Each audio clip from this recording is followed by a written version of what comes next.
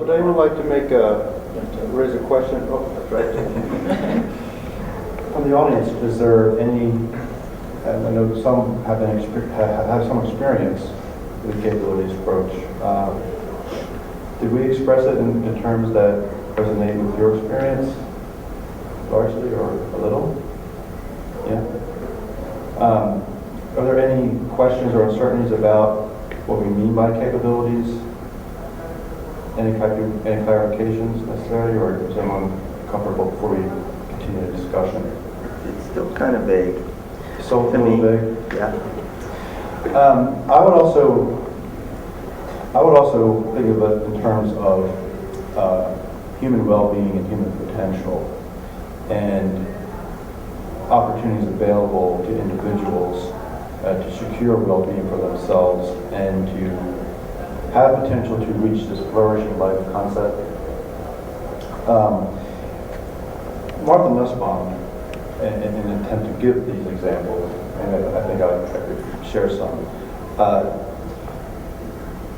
Well-being, what's essential for that? Well, having bodily health, bodily security, fairly obvious things about access to food, clothing, shelter, okay, as being foundational to one's human development. But in terms of what is meant by human potential, beyond that, what are the ways that humans function in order to become and to live a full life in a human sense? What does that mean?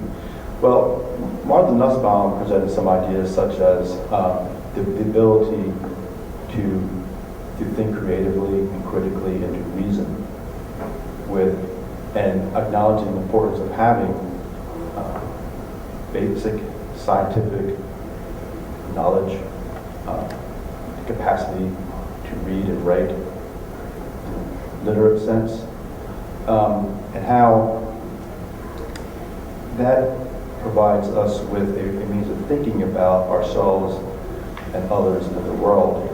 And without access to that sort of foundational education, it limits us in terms of our ability to reach full potential for ourselves to live freely as individuals.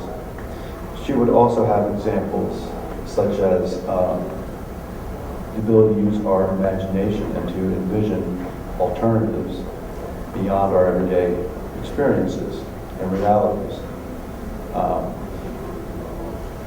She has an example of affiliation and in a human life, how we come to empathize and relate to others, be they family members, be they friends, but the social relations of the human condition.